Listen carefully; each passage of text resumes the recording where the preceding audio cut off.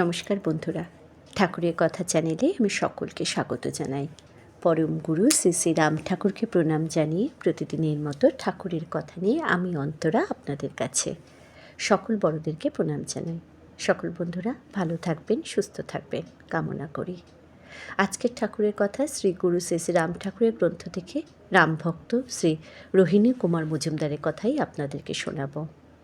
এক সময় তিনি কাশীতে দুর্গাপুজোর সময় ঠাকুরের কাছে ছিলেন। সেই সময়কার কথা আজকের আমার পর্ব। তাহলে শুরু করছি আজকের কথা রোহিণীবাবুর কথায়। এক বছর দুর্গাপূজার সময় ঠাকুর কাশীতে ছিলেন। আমি ঠাকুরকে মজফ্ফরপুরে আনিবার জন্য কাশীতে উপস্থিত হইয়াছি। ঠাকুর হারারবাগে গৌরীবাবুর বাড়িতে আছেন। দুর্গাপুজোর সময় কাশীতে অনেক যাত্রীর সমাগম হয়। কাশী দুর্গাপুজোর সময় নবরূপ ধারণ করে। কাশীর দুর্গাপূজা দেখিবার জিনিস। আমি সপ্তমী পুজোর দিন সকালে গৌরীবাবুর বাড়িতে উপস্থিত হইয়াছি। সকাল হইতে শ্রী শ্রী ঠাকুরকে দর্শন করিবার জন্য বহু লোক উপস্থিত হইয়াছেন। বেলা 12টা পর্যন্ত খুবই ভিড় ছিল, কিন্তু ইহার পরে সন্ধ্যা পর্যন্ত আর কোনো লোক আসেন নাই। মহাষ্টমীর দিন সকাল হইতে লোকের ভিড় আরম্ভ হইল। বেলা 9টার সময় গঙ্গা স্নান করিয়া ফিরিবার পথে শ্রী শ্রী ঠাকুরের শ্রীপাদপদ্মে অঞ্জলি দিবার জন্য ফুল বেলপাতা কিনিয়া বাসায় ফিরিলাম। ঠাকুরের ঘরের সামনে গিয়া দেখিলাম লোকে লোকারণ্য, ঘরে প্রবেশের উপায় নাই। উপস্থিত সকলেই ঠাকুরের পায়ে অঞ্জলি দিতেছেন। লোকের ভিড় কমিলে ভিতরে যাইব মনে করিয়া এক পার্শ্বে ফুল বেলপাতা হাতে অপেক্ষা করিতে লাগিলাম। লোকের ভিড় উত্তরোত্তর বাড়িয়াই চলিয়াছে। ভিতরেও যেমন ভিড়, বাহিরেও তাহা অপেক্ষা বেশি। অপেক্ষা করিয়া কোনো লাভ হইবে না বুঝিয়া বেলা 12টার সময় ঠেলাঠেলি করিয়া ঘরের ভিতর প্রবেশ করিবার চেষ্টা করিলাম। দরজার নিকট গিয়া ধাক্কা দিয়া লোক সরাইতে সরাইতে ঠাকুরের নিকট পৌঁছালাম। ঠাকুর বিছানার উপরে হাঁটু দুইটি উঁচু করিয়া বসিয়া আছেন। ফুল বেলপাতায় চন্দন লাগাইয়া শ্রী পাদপদ্মে অঞ্জলি দিলাম। আমাকে দেখিয়াই ঠাকুর বলিলেন, খাইয়াছেন? আমি বলিলাম, এবার খাইতে যাইব। দেখিলাম উপস্থিত সবাই ফুল বেলপাতা হাতে লইয়া ঠাকুরের দিকে তাকায় আছেন। এত আগ্রহ আমি আর কখনো দেখি নাই। এদিন কালীঘাটের কালী মন্দিরের ভিড়। এক দল অঞ্জলি দিতেছেন, কেউ বা প্রণাম করিতেছেন, কেউ বা হাত জোর করে বসিয়া আছেন। সে এক অপূর্ব দৃশ্য। ঠাকুর একইভাবে বসিয়া আছেন, কাহারও সহিত কোনো কথা বলিতেছেন না।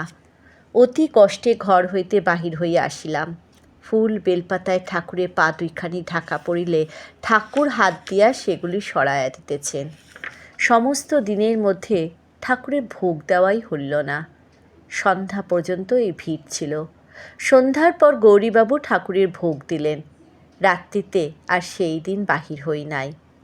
নবমীর দিন আমরা ঠাকুরকে লইয়া মজফ্ফরপুর রওনা হইবার কথা ছিল, কিন্তু গৌরীবাবুর অনুরোধে বিজয়া দশমীর দিন পর্যন্ত কাশীতে থাকিতে বাধ্য হইলাম। বিজয়ার দিন গঙ্গায় বিসর্জন দেখিতে গেলাম। খুব সুন্দর দৃশ্য। সমস্ত গঙ্গা বক্ষটি আজ এক অপূর্ব সাজে সজ্জিত। সুন্দর সুন্দর বজ্রাগুলো আলোকমালায় সজ্জিত হইয়া গঙ্গা বক্ষে ইতস্তত বিচরণ করিতেছে। বজ্রাগুলির মধ্যে নাচ গান চলিতেছে। প্রতিমাগুলি নানাভাবে সজ্জিত। একখানা নৌকা ভাড়া করিয়া প্রায় রাত্রি 9টা পর্যন্ত ঘুরিয়া ঘুরিয়া দেখিয়াছি। গঙ্গার সেই মনোরম দৃশ্য আজও আমার স্মৃতিপটে জলজল করিতেছে। বাসায় ফিরিয়া প্রথমে শ্রী শ্রী ঠাকুরকে বিজয়ার প্রণাম করিলাম। পরের দিন রাত্রি 9টার ট্রেনে শ্রী শ্রী ঠাকুরকে লইয়া মজফ্ফরপুর রওনা হইলাম। ট্রেনে ঠাকুর শুইয়া আছেন, পা দুইখানি আমার কোলের উপর। আমিও ঝিমাইতে ঝিমাইতে ঘুমায়া পড়িয়াছি। কতদূর আসিয়াছি বুঝিতে বা জানিতে পারি নাই। হঠাৎ আমার ঘুম ভাঙিল। ট্রেন চলিতেছে।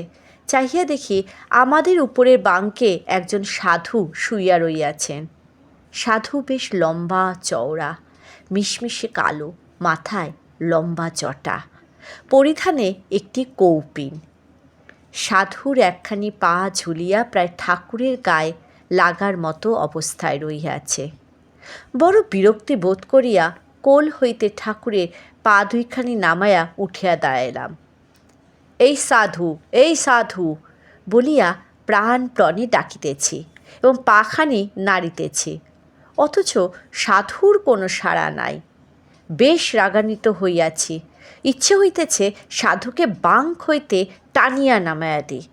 সজোরে সাধুর পা ধরিয়া টান দিলাম। সাধু পাখানি টানিয়া বাঙ্কের ওপর তুলিয়া লইলেন। আমি সাধুকে সামনের খালি বেঞ্চের ওপর শয়ন করবার জন্য বলতেছি। এমন রাগ হইতেছে কি বলার নাই। ঠাকুর এতক্ষণ কোনো কথাই বলেন নাই। মনে করিয়াছিলাম ঠাকুর বুঝি ঘুমাইতেছেন। হঠাৎ ঠাকুর উঠিয়া বলিলেন, গোলমাল করিবেন না, মহাপুরুষকে বিরক্ত করিতে নাই।